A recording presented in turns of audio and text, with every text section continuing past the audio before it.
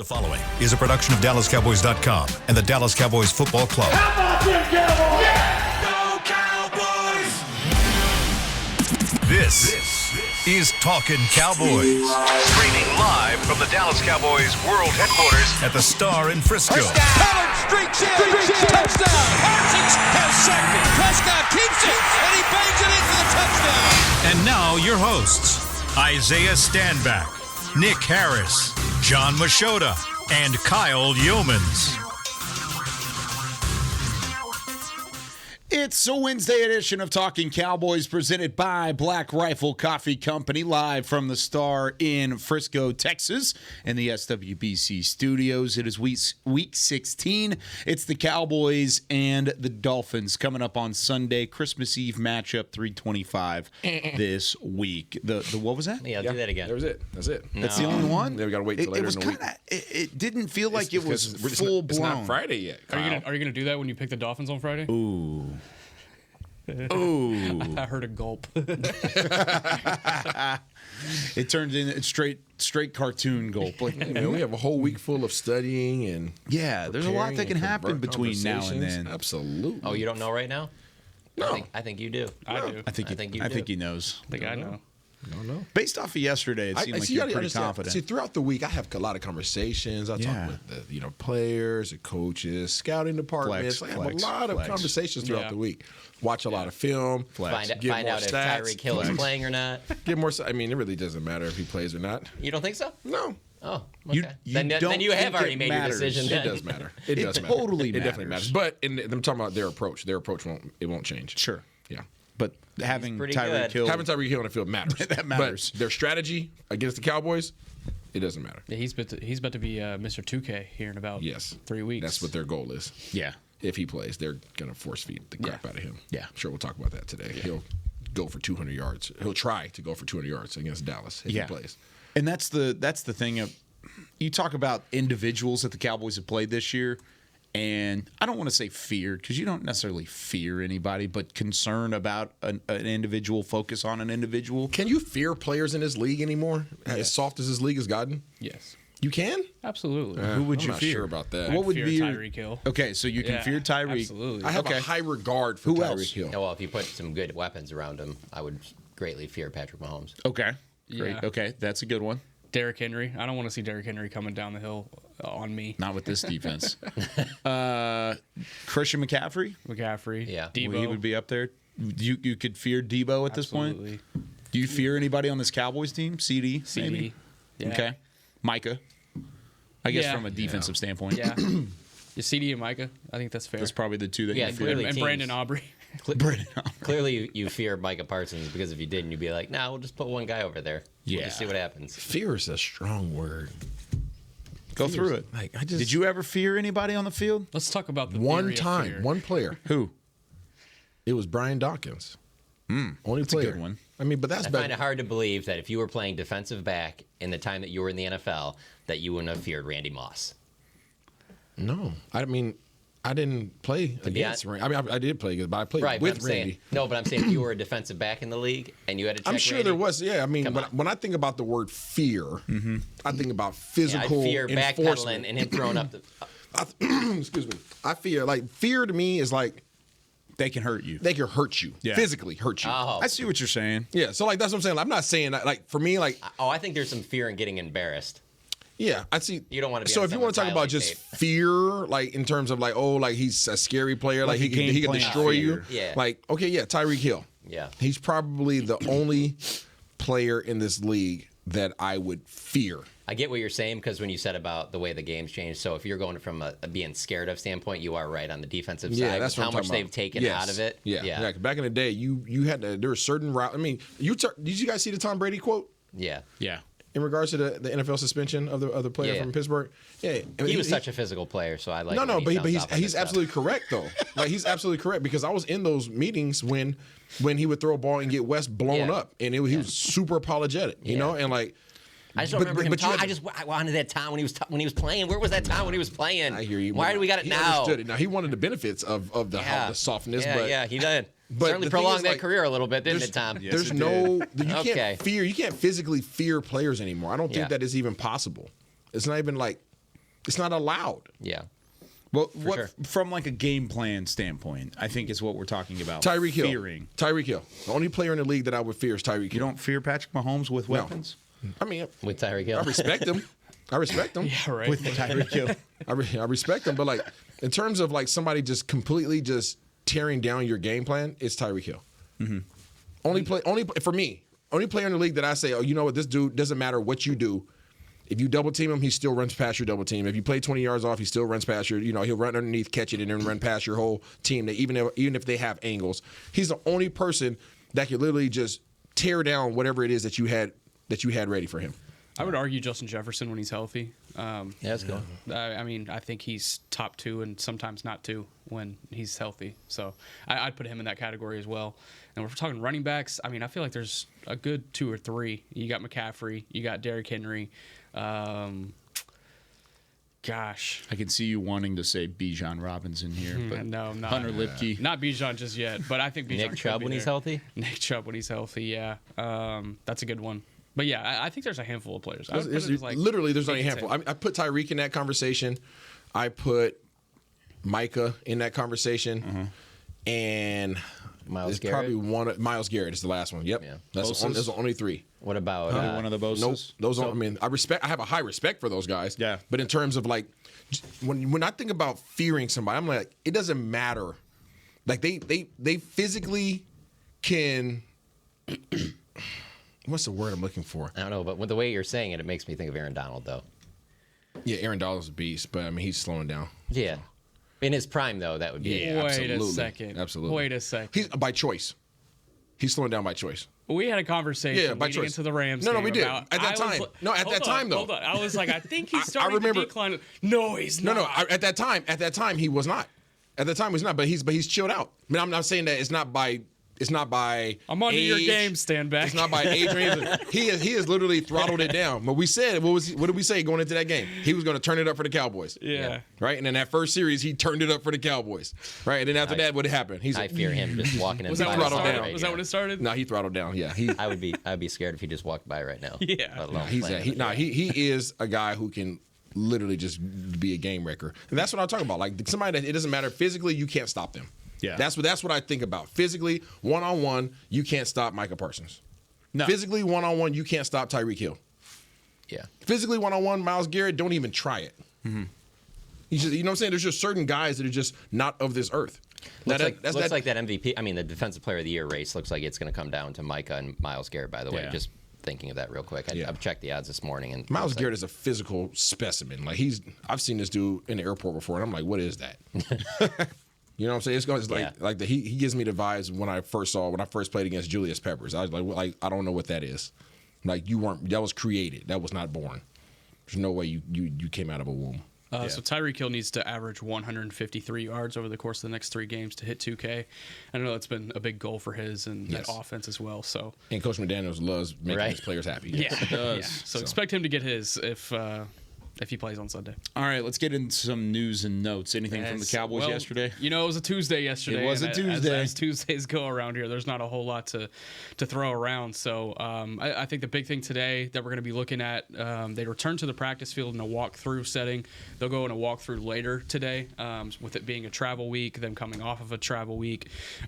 So it'll be kind of a different day, but they will have a practice estimation as far as injuries go. So a couple of big guys that you'll be looking at is Zach Martin and Malik Hooker. And then obviously Jonathan Hankins. Not expecting Hankins to go this week. I'm not, but we'll see if maybe the practice report gives any confidence. And then also you got a couple more guys that got banged up in that Buffalo game. Damone Clark will be one to look at to see if he's on the injury report. See if Rico Dowdle is still popping up with that ankle injury as the season goes on. So there'll be quite a bit to look at from that standpoint.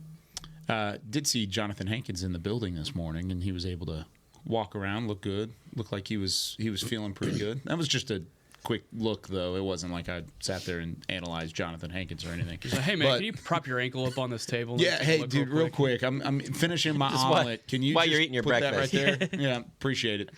Yeah, real quick. If you had to put confidence level on guys that you think could miss, what would it be? Just midweek, and we could probably revisit it on Friday. As Like far as right Hankins, now, yeah. Hooker, and then some of those other names that might pop up on the injury report. I think last Hooker week. plays just because he was so close to playing in Buffalo. Yeah. I don't think Hankins plays. I think Zach Martin, I'd put it at like 70% confidence that he does play. So 70% isn't as high as I thought it would be. Well, we'll see how the practice reports come out this week, and we'll kind of go from there. I mean, I think he's just going with his number. Yeah. On his Oh, jersey okay. number. Yeah, that there you makes go. sense. That's That's exactly good. what I was Yeah, doing. I like He's that. right over your shoulder. That's one reason I thought it. Sorry. Nice. He's staring at me. But yeah, I'd give it 70 right now, and we'll see how the week progresses. Okay. What do you think? No, I would agree with that. At least today, I don't think Hankins will play either, but at least today, we'll probably get something from Mike McCarthy on just where he's at there. I think if Hankins doesn't play in this game and doesn't play against Detroit, then why would you play him against Washington? Yeah. You would just save him for the playoffs. I think that's It's the more game that likely. you can't lose. Yeah, what's that? It's the only game that you can't afford to lose. Yeah. What's that? Probably the only game that you can Washington, win without him. Yeah, that's what I meant, like more so. That's what I'm saying. Look at there. Yeah. So I don't feel very confident in Hankins at all, but I do think Zach Martin and Malik Hooker will play in this game. Okay. I'm also interested to see if CeeDee Lamb shows up on the injury report. He just took some hits, was limping around a little bit during the game, and maybe he's fine. But there was just a couple of times where I was like, man, he got lit up a little bit there, I'll tell you that post corner that was completed on like a 3rd and 7 from Dak. It was second or third offensive drive. It was like, okay, they're starting to build some offensive momentum here, and he took that lick from, I think it was Jordan Poyer that got him like right in the back. Yeah. And gosh, I didn't think he'd pop up from that, and immediately popped up. Looked I good, can't think of another player his size or smaller that takes like bigger hits and then just kind of keeps rolling. Like you'd think, oh, he's gonna probably get up slow from that one, and just he plays bigger than his size. I think he's even made jokes about him and Dak joking around about like you're trying to play like you're 15 pounds heavier than what you are, but he does, man. And he was like that, at Oklahoma too, where he's a more physical than I think you give him credit for. Just seeing him when he comes out on the field. So I'm not saying he's gonna be missing games or anything like that. I'm wondering if he showed up on the injury report at all. Devontae Smith took some hits like that at Alabama, and I think that's part of what made his Heisman season so special, is that he would just get tagged, and then the very next play would get 30 more yards. Yeah. And it's just like, all right. Both of those guys, whenever they were coming out in terms of draft coverage, one of the funny comparisons that they make with these long, lanky receivers is that they're built like Gumby. And you have the Gumby build. I think CeeDee Lamb bends like Gumby too, because whenever he does take a hit, it almost looks like it never phases him. And that's why I'm interested too, John, because you brought up how he was limping around and there was maybe a physical look to it against Buffalo. You don't see that a whole lot from CD. Even if he does get tagged, he gets hit pretty hard, he's going to be right back up in the huddle, and he's jogging back. He's got his little CD jog where he's got his arms in tight, and he kind of runs back to the huddle. Yeah, I think he's as flexible and as durable as any receiver that we've seen in a Cowboys uniform, at least early in his career. I don't know if that'll continue as you continue on in your NFL tenure, because you're going to take some big hits along the way. But do you think Micah Parsons shows up on the injury report from the knee? Maybe a bit of a hyperextension there from when Marquise Bell threw a Bills player on top of the knee? I don't think so, at least. He was able to play the rest of the game. Yeah, he was able to finish the game, and I didn't see him limping around or anything in the locker room. That's good. I believe he was even asked about it, and he didn't pay it much attention. So good. I don't. The only one I'm really looking at is Damone Clark. Unless I'm forgetting one off the top of my head, but that's the only one I'm really taking a look at right now. I know Curse went down at one point, but he stayed in the game, so maybe take a look at Curse as well. But Clark and Curse, I guess. Okay, two good ones to keep an eye on going into practice today. Is it a morning practice? It'll be a walkthrough in the afternoon, about 4:15. Got it. Yeah. Sounds good. All right, we'll give you updates on that tomorrow when we come back here on Talkin Cowboys. It's a Wednesday, so we're previewing the Dallas defensive preview against this Miami Dolphins offense. Give me one name, Isaiah, that we're going to focus on in this next segment. Tua. Okay, I was going to say that wasn't Tyreek Hill, so that works out well. When we come back here on Talkin Cowboys. Todd thought it would be secure to jog in the cheetah savanna. Todd believed the big cat repellent he bought online was reliable. And now, Todd is trying to be faster than this cheetah that can run 80 miles per hour. But the good news is, Todd has AT&T 5G that is fast, reliable, and secure. And he learned the best thing to do is stop running and toss her the backpack with the beef stew. AT&T 5G. Fast, reliable, secure. It's not complicated. 5G requires compatible plan and device. 5G may not be available in your area. See att.com/5G for you for details. Black Rifle Coffee Company serves premium coffee to people who love America.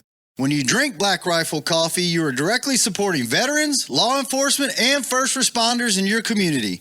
Black Rifle's expert roasters love coffee almost as much as Texas loves football, so it makes sense that America's Coffee partnered with America's team. Go online at blackriflecoffee.com and fuel up with the official coffee of the Dallas Cowboys. That's blackriflecoffee.com to fuel up today. Cowboys fans, after that move, we've just coined the term Rowdy Replay. Let's roll back the tape. Okay, there's our mascot Rowdy cheering on the boys, and now he's on his phone, on his Bank of America mobile banking app? Staying on top of his finances with his virtual financial assistant, Erica. Bank of America's digital tools are so impressive. Cowboys fans just can't stop banking. Learn more at bankofamerica.com/can't-stop-banking. Erica is only available in the English language. You must download the latest version of the mobile banking app, only available on select mobile devices. Message and data rates may apply. Member FDIC. Welcome back into Dear Doctor, the show where I answer life's questions with an ice-cold can of Dr. Pepper. Sheila, let's hear from our next caller, would you? Dear Doctor, my friend supported me during a tough time, but what's the right gift that says, thanks for being a shoulder to cry on? Okay, this one's easy. I say give her a delicious Dr. Pepper. Nothing says, thanks, girl, better than a one-of-a-kind soda. Yes, any Dr. Pepper flavor will do. Now, just a reminder that I don't need to be a real doctor to know that Dr. Pepper is the one you deserve. Back to Talkin' Cowboys. Back here on Talking Cowboys, presented by Black Rifle Coffee Company. This portion of the show is brought to you by Quaker Oats, a super trusted superfood. Quaker Oats, the official oatmeal sponsor of the Dallas Cowboys. Did you get it in this morning, Isaiah? I sure did. Thank goodness. We needed it. To laugh at the end. Nobody is more excited about breakfast than this man right here. You gotta have it. It is man. true. I was not always that way, Jay. When you played, you weren't? Here we go. No. Oh, okay. No.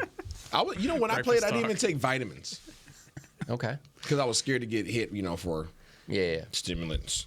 Oh, I've seen those things up in the locker room that lists everything, and there's a lot of stuff. There's a lot of crap, bro. Yeah. It's like even if it's protected, you're not protected. So Yeah. And for the longest, bro, it wasn't until I think my fourth year in the league I started taking vitamins. But nutrition, man, is everything now. Wish I would have known. There you go. Glad you finally figured it out, Isaiah. Yeah, me too. Thanks, Goodness. Oates. After you made it to the NFL, got drafted. I figured it out had halfway a great through. college career. Halfway through my career, after a and couple you surgeries. figured it out. After my seventh surgery, I figued it out. Oh, good. Yep. When you Got were through seven of them. playing, what would you say was the percentage of guys on their team that were really focused on that type of stuff, as opposed to I can still eat fast food all the time? Time I got to probably by my third year, there's a lot of guys who were here in Dallas. Not many. Yeah.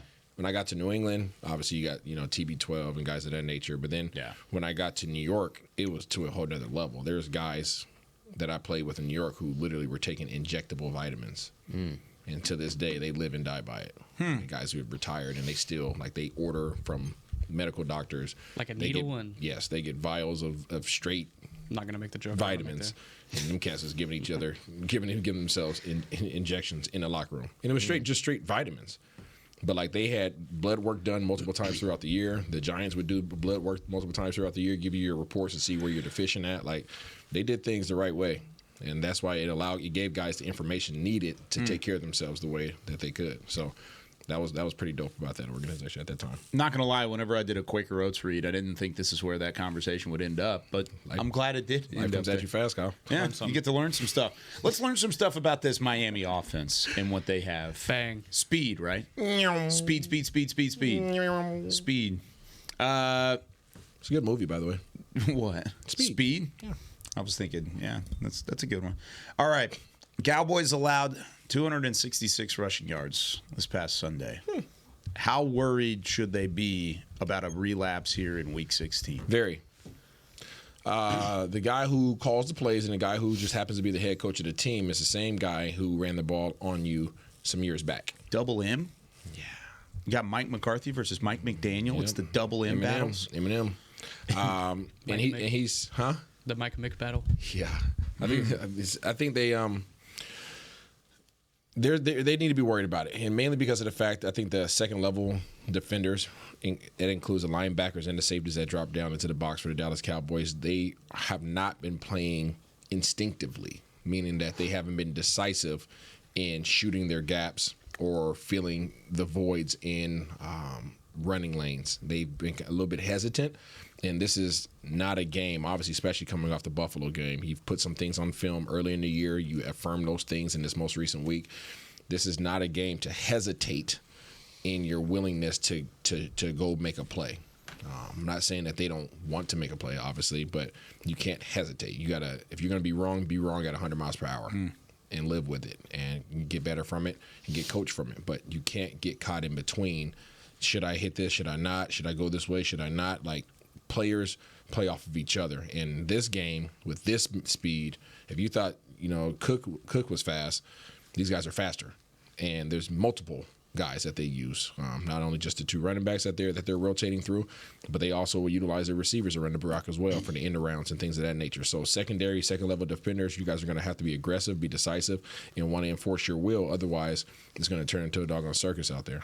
What would you say about their offensive line? And the only reason why I say that is because if you watch, the all-22 of just the Cowboys, there's plays that have happened this season. The one that comes to mind for me is the Jalen Carter fumble return for a touchdown on Dak, where, man, if it's just 1 second longer, boom, touchdown. And you can have guys running open, but if your offensive line isn't to that level, that it won't matter as much because Tua's going to be in duress, he might not see it, or he might be getting taken down. Like, how do you think that this offensive line will stack up against, I guess, the pass rush of the Dallas Cowboys? I think if they try to hold the ball, they're going to run into some problems. Because I think, Dallas obviously, I think they lead the league in pressures. So they're going to give most teams some issues in that regard. But they do such a great job, especially Tua, of getting the ball out. I mean, he gets the ball out probably quicker than anybody outside of Dak.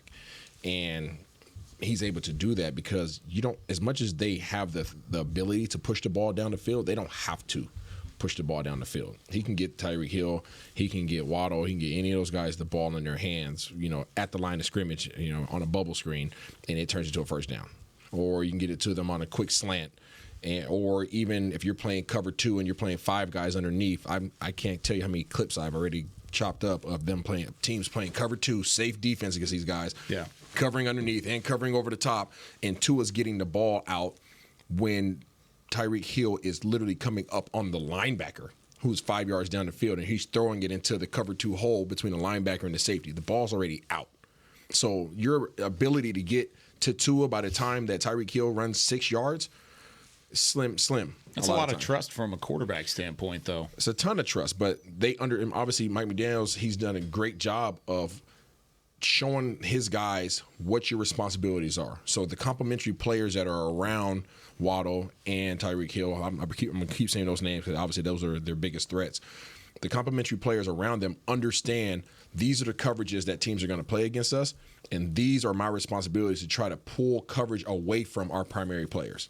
So if I know that your responsibility is a hook drop, then I am going to run my route specifically into that area to make you drive down on that. And if you don't, then I'll get the ball, right? But they literally are just running guys into zones to take guys away from responsibilities and then freeing up Waddle and Tyreek Hill. And it's not complicated football. And once you get it, first of all, teams aren't going to play man against us. And if they do, good luck, right, in terms of speaking for Miami. Yeah. So whenever teams go too high, there's only so many coverages. And based upon those coverages, I'm going to run my route to challenge your responsibilities. And as long as I do my job and I know what your job is supposed to be in this coverage, then we win. Yeah. And it didn't, at that point, it just comes down to timing. If Tua holds the ball, he finds himself in trouble.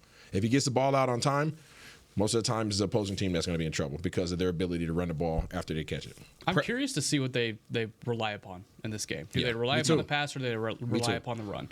Because you look at their weapons in both of those areas, and you look at their offensive line. They got some injuries up front. Where do they try to try to find success. For me, if I'm attacking this Dallas defense without Jonathan Hankins on Sunday afternoon, I'm attacking the edges. And I'm trying to get Devon Achane and or Achane, I guess that's how I'm going to have to get used to that. And Raheem Mostert. It's Achane. He changed it earlier in the year. It was Achane initially. The NFL put out their whole pronunciation guide. It was a whole thing during the draft, and then he went off for like 200 yards in a game this year, and he's like, oh yeah, by the way, my name is pronounced Achane. And I've known this kid since he was like a sophomore in high school, and I was like, you couldn't have told me this like 7 years ago. Well, that's my thought is like you went through the recruiting process, then went to Texas A&M. Always been A-Chain. Then got drafted, and it was A-Chain the entire way. Anyway, and then, by the way, he has one big game in the NFL. C-H. Chan. Yeah. So it's A, like letter A. Like Jackie Chan. And then Chan. Got you. C-H-A-N. It's like Jackie Chan, but just A-Chan. Yep, A-Chan. There you go. Continue. I if I'm Miami, I'm attacking the edges with those two guys and trying to get them out in space and letting them cook. Because like both of those guys, they're track stars. Literally, both of them come from track backgrounds. Ran track in college, and there's a reason that this is the fastest team in the NFL and potentially the fastest team in NFL history. It's because of those two guys. And Tyreek Hill, of course. Going into this game, and then going into the previous game, do these backs scare you more than Cook? Yes, absolutely. Okay. Just because I looked at what Cook could do outside the edges when he was breaking contain. And he's not as fast as these guys. And he's a quick back, but he's more physical, But these guys, if you give them a sliver of a hole, they're gone. And we've seen that a few times this season. So and that's why their O-line doesn't have to be amazing. That's the thing. Like their O-line doesn't have to be world beaters because of that. If they can create a crack, then them guys are going to turn it into a doggone ravine. It's just they don't have to be world beaters up front in order to give their guys opportunities. With that being said, I want to hear all of your guesses. If you had to rank, if you had to guess where Miami ranks in terms of pressure rate allowed without looking at it, where would they be in the NFL? Would they be middle of the road? Would they be above average? Below average? I mean, where would they be pressure out of the 32 teams? Yeah, in terms of offensive line, pressure rate allowed, where would they be? This is just like a dart. I'd put them like 8th. Okay. That seems like a possibility. I would say just because they're getting the ball out quick, they're probably pretty high. Okay. So allowed or pressure rate allowed. So amount of times the quarterback is pressured. Tua is pressured. Yeah, I don't think he's pressured that much. So yeah, I don't know, top 10 in the league. They're number 1. Yeah. They are the top team in the NFL in terms of pressure rate allowed. They only allow pressure on 26% of the snaps. Okay, that's okay. So they are number 1. None of these numbers that I've heard and everything that I've seen gives me confidence. You want me to run through them? Let's run through them. All right, they're number 2 in terms of average pass EPA, of course, expected. EPA. Then you've got, what does EPA stand for again? I always forget what it's. Expected pass air yards, I think. Yeah, it's something like that. I don't even know. I got to go back and look at it. Pistol percentage second. Play action percentage second. Shift and motion percentage first. Yep. Pressure rate first. And then 2 running back sets. They are second in the NFL. And that's only because they didn't have Achane for 8 weeks or however long it was. They would easily. They had Jeff Wilson, Domingue Green. Yeah, and that plays to what I was just talking about in terms of McDaniels and how he's educating his offensive weapons, his skill position players. They do all that motion not because it's fun to do, not because it looks cool. They're doing that to gain information. Like they're literally doing that not only for the offense coordinator to gain information, but the players are digesting information. Every time they shift, every time they move, they're looking at how you adjust to it. And based upon what you adjust to or how you adjust to it, they now know what your responsibilities are. Expected points added, by the way. That's EPA. There you go. Okay. I always forget what But you also got to factor in a little bit here, too, of the teams that they've played. Like, how many teams have they played that really have what you would think is like a really excellent pass rush? I mean, this team isn't undefeated. They have lost games, Facts. And the thing I go back to is the way that I think the most notable win of this entire NFL season, for me, is probably them beating Denver 70-20, just because you don't see games like that, you know? And then the next week, they did very similar to what the Cowboys did in Buffalo. I mean, 48-20, So there's just something about this team where, on paper, they are scary, but there is, you still got to go out there and play the game, Absolutely. And they have lost games, and they have, I don't know. Do you think that Denver game was personal for them? Yes. Well, yeah, if you're going to score 70 points on somebody, you're. Why do you think it was personal? Sean Payton, because he was talking mess. Yeah. Well, and Mike McDaniel's from Denver, and he applied to be a Denver coach. He was a ball boy there, and they didn't give him an opportunity. He applied for an internship after he was a ball boy. They said no, didn't call him back, and then there was like a whole scenario there. Do you think there's any personal grudges in this game? Not that I can think of, Do other you than think- Cedric Wilson. I Do would you think say there's one? Cedric Wilson, I do. 200-yard game. again. I don't think. All right, what's yours? I have one. What's yours? VF. I was Vic gonna. Fangio? Okay, I would think Mike McCarthy towards him more than the Both, other way yeah. around. Absolutely. Yeah, because that was the one I was going to say. You talk about like cornerstone wins and how 70-20 was a cornerstone win of 2023. That's that Denver game, that 30-16. They scored 2 touchdowns late to try and make it close, where it was 30-0 at AT&T Stadium. That one, for some reason, sticks in my head too. When Mike and I know it McCarthy- sticks in Mike's head. Yeah. When Mike McCarthy, I didn't know this at the time. I looked this up the other day. When Mike McCarthy was in Green Bay and Vic Fangio was in Chicago, their two teams played each other when they had those roles 7 times. Wow. And Green Bay was 6-1. And so part of me thinks that when Vic said that after the game, that was Mike being like, oh, okay, yeah, you got us all figured out type thing like that, you know. And he's not going to say that, you know, publicly, Yep. but I'm sure that it's something that, you know, especially with, there's a difference between that game against Denver where you're the head coach but you're not calling plays to now you're the one calling the plays. So that's the one that I was thinking of, but I didn't know if there was anything else that you were thinking of. Like, I'm thinking about Fangio like did versus Mike McDaniel try and work for the Cowboys as a ball boy? Like, do we need to factor this in? I like that though. I like Fangio versus McCarthy as a talking point because that's something that you don't necessarily get a chance to think about. We'll talk about it more tomorrow whenever we're previewing offense. I think it's a real thing, though. It totally is a absolutely. real thing, especially after that 30-16 and what that ended up looking like. And then What about the cheetah versus the lion? Those talks started early in the season. yeah, I think they're friends though. I think so too. I think they're having I think so too. I don't think that's real beef, but I just think, you know, just cordially, I think it's fun. He's for those always guys. got Tyreek's jersey as one of them that's up behind Michael him during loves his podcast. Tyreek. Yeah, they're. He loves I think they're really cool. I think they have fun. probably play Madden. But You're not concerned at all with this ankle the injury at all? No. Okay. Not at all. Not at all. There was a report yesterday that if he were to play, it don't would know. be in limited snaps. Do you believe a second of that? No. I don't either. Absolutely not. No, I he don't is either. in a pursuit for 2,000 yards. Yeah. They If are anything- going to force feed him as long as it doesn't take them out their game plan, you know, and out a potential of winning a ball game. They are going to force feed Tyreek Hill the ball. So who do you put on him? Did you hear the gulp that time? I don't know how you stop him. I truly don't. I still have more homework to do in terms of teams that were successful against him. I have to figure out what the commonality was there. It's not a whole lot of them. But from what I've seen on film, I don't know how you stop them because of how they're scheming it up for him to get free. From what I know, it's disguised coverages, and it's coming from Tua not being able to get the ball to him. Okay, that's what I see. Okay, that's what I've seen as well because I'm literally looking at every single catch that Tyreek has had all year. That's what I'm currently in the process of doing. It's gonna take you all week. Yeah, I'm looking at it. Yeah, I'm having fun, but I'm looking at it in terms of how teams are trying to stop him. Like, what are the coverages that they're running? A lot of teams are trying to run cover 2. Hardly anybody's running single high. Okay, whenever you run single high coverage against him, and you run, obviously not man, that's dumb. But if you try to run cover 3 against him, he's running an over route. He's running an over route, and he's getting over the top of you, over the top of your coverage, your second level coverage, and he's beating you across the field. If you try to run too high safeties, it's crazy how fast this ball comes out versus too high. Most times you try to sit back and hold the ball and try to wait for a little hole in cover 2.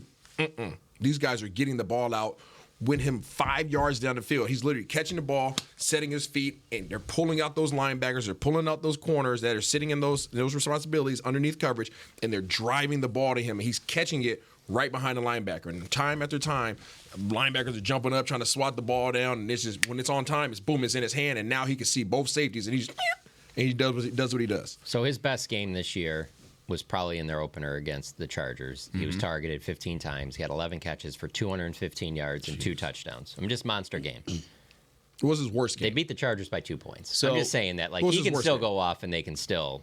That doesn't mean they're going to win. That's what I'm you know saying. That's what I'm saying. As long as it doesn't take them out of their potential of winning the ball game, out of their element, out of their game plan, then they're going to try to force feed them. But let's not. We have to remember that as much as they can just give Tyreek the ball, you still have a Waddle. Yeah. You can't forget about that dude on the other side. Yeah, and then you have Mostert that can catch the ball as well, right? Gesicki obviously was a respectable tight end, but they can turn around and hand the ball off. And you talk about how high they're rated in terms of play action. If you have to respect their run and you have to come downhill, but you still have to sit over the top of the receivers, like that is why they're successful. His worst game is probably the last one. I mean, he had 61 yards on 4 catches.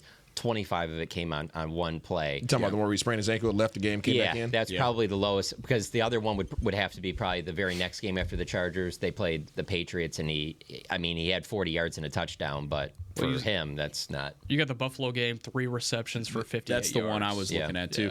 I've got 3 games here. So you were talking about teams that have shut him down. Yes. There's only 3 games this year where he hasn't had either 100 yards or a touchdown. And it's the Tennessee game where he was injured, like John's talking about, had the 61 yards, no touchdowns. Kansas City, he had 62 yards on 8 receptions, so they kind of kept him underneath. And they're halfway across 0 the world, touchdown. too. You got to factor that one in. Yeah, that's fair. That was across the pond, wasn't it? And then they had the Buffalo game. So those are the 3 games where they shut him down. And, shut him down. They limited him to under 100 yards and didn't have him find the end zone. They're 0-3 in those games. So if you find a way to shut him down, you keep him limited, you've got a chance, even with those other weapons, to win the ball game. But that's easier said than done. Facts. Of what Tyreek Hill's able to do. All right, when we come back here on Talking Cowboys, it's time for some national storylines. Plus, we're going to revisit a topic we talked about yesterday. Which colleges have had the most success with the Dallas Cowboys as players, providing players for this roster? When we come back with more Talking Cowboys after this. They say champions are remembered, but legends are never forgotten. United Ag and Turf offers a winning lineup of John Deere equipment built to tackle any challenge on and off the field. Legendary John Deere tractors, combines, residential mowers, commercial mowers, compact construction equipment, Gator utility vehicles, and a full line of golf and sports turf equipment. United Ag and Turf, the official Ag and Turf equipment supplier of the Dallas Cowboys. Visit UnitedAgAndTurf.com to find a location near you. Are you ready to take coffee off your grocery list forever? Black Rifle Coffee Club is here to help. As a coffee club member, you'll get your favorite coffees roasted, packaged, and shipped to your door free of charge on your preferred schedule. Set it, forget it, and never run low on coffee again. Members also get exclusive deals on coffee, products, and discounts from partner brands. Ease your mind and let Black Rifle worry about your coffee supply. Go to blackriflecoffee.com to join the coffee club today. It's the official men's skincare brand of the Dallas Cowboys, Jack Black. And right now, Cowboys fans can get 15% off their $75 order. Plus, because every deal needs a playmaker, your order will include a free 5-piece skincare set and free shipping. The Jack Black Playmaker is 4 of Jack's favorites and a full-sized intense therapy lip balm. Make a play for the playmaker at getjackblack.com/Cowboys with the code CowboysVIP. That's getjackblack.com/Cowboys with the code CowboysVIP. Todd thought it would be secure to jog in the cheetah savanna. Todd believed the big cat repellent he bought online was reliable. And now, Todd is trying to be faster than this cheetah that can run 80 miles per hour. But the good news is, Todd has AT&T 5G that is fast, reliable, and secure. And he learned the best thing to do is stop running and toss her the backpack with the beef stew. AT&T 5G. Fast, reliable, secure. It's not complicated. 5G requires compatible plan and device. 5G may not be available in your area. See att.com/5G for you for details. Back to Talkin' Cowboys. Back here on Talking Cowboys, presented by Black Rifle Coffee Company. This portion of the show is brought to you by Invisalign, the official smile of the Dallas Cowboys. Back here with Isaiah Stanback, John Machota, Nick Harris, Chris Beam in the back. I'm Kyle Yeomans. John, it's time for some national storylines. Yeah, I wanted to start by revisiting something we talked about yesterday when we were talking about Michigan not having a lot of success recently with the Dallas Cowboys in terms of players being drafted. Let's hope that turns around. We've got 2 guys that we're kind of counting on right now. Right.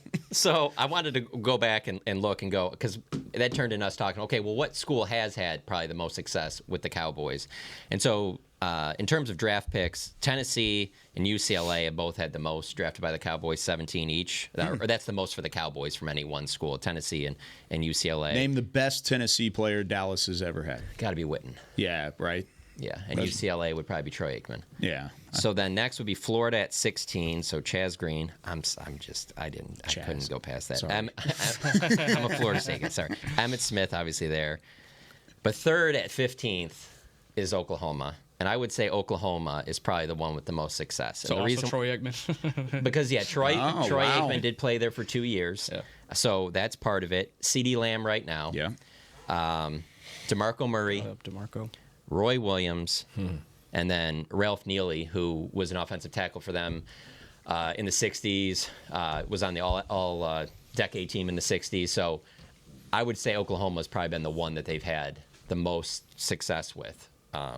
Of all schools. But there's clearly not. Like, if you look at the Cowboys, like, top, whatever you'd say, 30, 40 players of all time, there's, like, almost no overlap with anyone going to the same school. Because, let's be honest, when Gil Brandt was finding a lot of these guys, it was a lot of small school stuff So anyway, but I just wanted to clear that up because I wanted to look back because it had me thinking.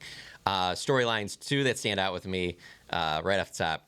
Matt Patricia taking over as the DC for the Philadelphia Eagles. When I look at things like this when they happen, I always look at it as from a reporter covering a team. And I just think of how would it be if this happened with the Cowboys? And so I want to get your guys' take on it. To me, it seems like a little bit of a panic move that they're doing this, that they went from Sean Desai to now Matt Patricia is the one calling the defense for them. And with your answer, factor in what it would be like in Week 15 if it was Mike McCarthy giving play calling to Brian Schottenheimer, and how that would be received in the Cowboys world. Yeah, I don't know. Do you think it would play an impact? You don't think that looks bad? Like that looks like, hey, we're scrambling right now? That was my first thought, was scramble, whenever they made that move. Yeah, but I'm not in those meetings to know, like, who's feeding ideas, who's, you know what I'm saying? Like, I don't, it's kind of hard to say from the outside. Yeah, but perception is kind of reality in these situations. From the outside? Yeah, exactly. Yeah. That's what we're talking about here. Like, that's what I'm saying. Perception is reality in this instance. Internally. And, like, the perception is that they're scrambling. They're getting an offensive guy to call defensive plays. And, like you said, in Week 15, it looks weird. It looks weird. I would see it more as, like, gosh, I don't know. If, like, Robert Prince all of a sudden was calling coverages, you know? It's just like, that'd be goofy. You know, it's goofy. It's a little goofy. It is the Philadelphia coaching staff. We'll just do it. We'll use the Cowboys. We'll do the same side of the ball. So all of a sudden they come out in Week 15. Dan Quinn's not calling the defense anymore. We're just going to go, hey, man, that's fine. Not a big deal. That literally would be all we would talk about. Yeah. That would be all that would be talked about nationally. Yeah. No, it's not that big of a deal. Everything's fine here. And then also, by the way, after that happens, then again, you'll lose another game. Do you think Patricia, just being the name that he is, former head coach, he's kind of bounced around the league a little bit and been successful as a coordinator in other places. Do you think that's a reason why they say, it's not a big deal, and they're able to kind of rely on it? Do you think that plays a factor? Yeah, I think so. I mean, when you factor in the experience, if it was a nobody, it would be a little bit different, right? Yeah. It'd be like, okay, who's this offensive guy calling defensive plays? I guess there's a lot of validity in that, and he's got the Bill Belichick background. I mean, he's got the strongest tree you can be a part of, I think, in the NFL. I'm just waiting for Isaiah to get a call. Well, from your perspective, Isaiah, do you think a move like that is made without at least some players speaking up and saying, something needs to change here?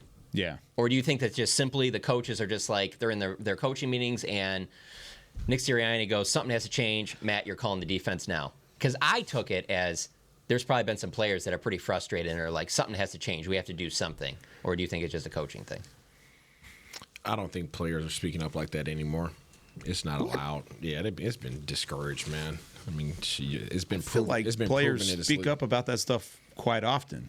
Where?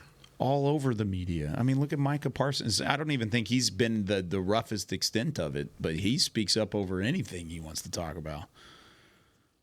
I think the players have just as much of a voice now as they ever have in the league, especially with their own coaching staffs. Yeah. I don't know. I think that obviously on the social media platforms, things like that, but internally, I don't see it being – everything's on eggshells now. Everything's on – the players are coddled nowadays, and – coaches are, I don't know, man. All right, so this is a good segue to my second story. Mm-hmm. So there's no coddling going on with this one. So, again, I like comparing this stuff to how it would be with the Cowboys. Can you imagine late in that game, we'll use, I don't know, let's say this week against Buffalo, that the cameras catch Mike McCarthy just screaming at Dak on the sidelines the way that Sean Payton was screaming at Russell Wilson? Because it made me think of that because the way you say it doesn't happen as much anymore. And when I saw that, that's what I thought of. Is I was like, man, you really don't see that anymore, especially from a proven franchise quarterback and a proven head coach in this league. So I don't know. What did you guys think about that? And how do you guys think that would be received in Dallas? If it was happening in Dallas, there's a lot that would be talked about. We saw the Trayvon, talking a little mess to Dak during training camp. How big that got. You can only imagine if it was week 15 and it was McCarthy. Sure. Somebody tweeted about that this week, and they were like, "This is why Trayvon wanted to fight Dak at training camp." I'm like, that's not how that happened, guys. Like, first off, there's a lot of fallacies in there. Yeah, there was a lot wrong. That was exactly it was like that's exactly why Trayvon wanted to fight Dak. But like people are still bringing it up, whether it's wrong or not. But you're right. Like that was player-to-player trash talk. That was just competition at its finest. You take a head coach talking to a franchise quarterback in the most visible sports organization in the world, it would blow up. It would be an absolute massive story. Probably more than it needs to be, but it would be a completely different. I don't disagree that it would be a big story and it's probably talked about, but like if he was being held accountable, then what's wrong with it? I don't care. Like that's like people are put on pedestals too often. Yeah, like way too often. That's the one thing that I really appreciated about my time in New England with Coach Belichick. He didn't give a dog on who you were. Yeah, everybody was held accountable, held to the same standard. I'm not gonna not curse you out because of who you are to the team. Like, no, absolutely, you're gonna get the same work the way everybody else gets coached. Yeah. Like, there's a standard here. And like just because you're in that position doesn't mean that I'm gonna approach you differently to the team because everybody's watching. But I've never seen Bill do that publicly. I've seen Bill O'Brien do it, to Tom. But I'm saying I've never seen Bill Belichick do that on the sidelines to a player. I can see him doing that behind the scenes being a possibility, but I can't think of a time where he just was going to town on someone on the sideline. That's not his style. Like, he doesn't get outside of himself. Yeah. You know what I mean? Like, Coach Belichick doesn't get outside himself. He'll curse you out with the same face that you guys see on TV.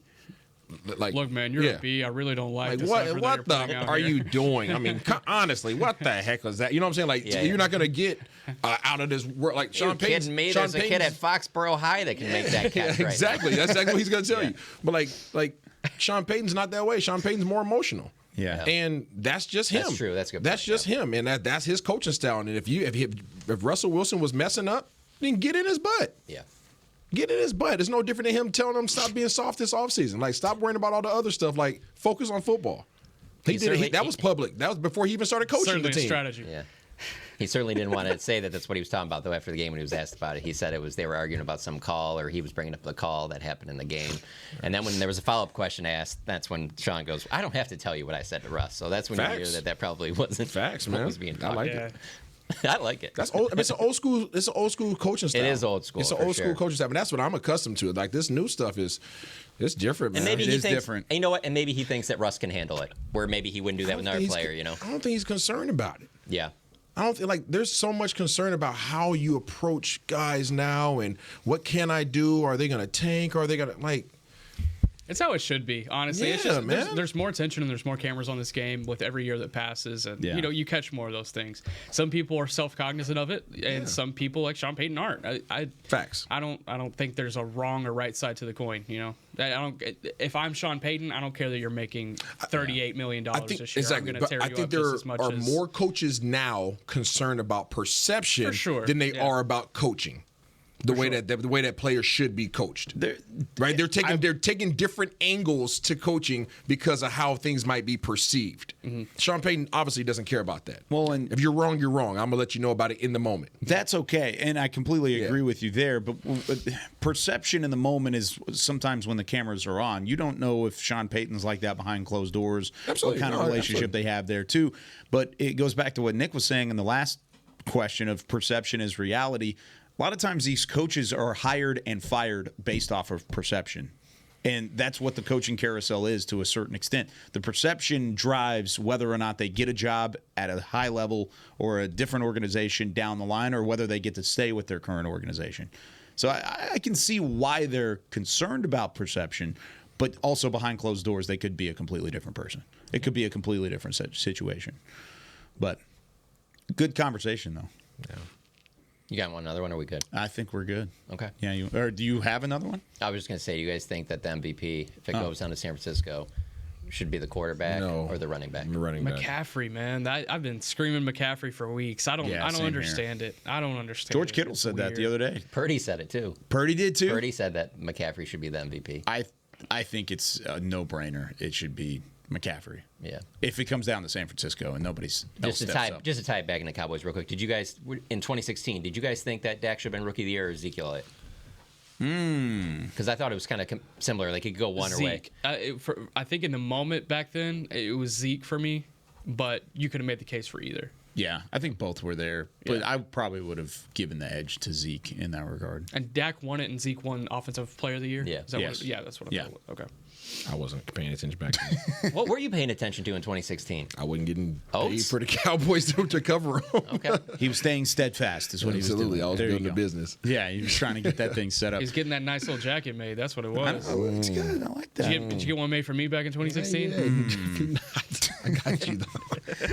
All right, that does it for us here on Talking Cowboys. Great job, as always, setting up those storylines. Lots of fun conversations around the league and tying it back to the Cowboys as well. When we come back tomorrow, it's time for QB Vision. We're going to take a look at the Cowboys offense versus the Miami defense. Don't sleep on this Miami pass rush. They've got some guys that can get home as well and pressure the quarterback. We'll talk about that in depth tomorrow. For Chris Beam, Isaiah Stanback, John Machota, Nick Harris, I'm Kyle Yeoman saying so long from Talking Cowboys. We'll see you in the morning. This has been a production of DallasCowboys.com and the Dallas Cowboys Football Club. How about this, Cowboys? Yeah!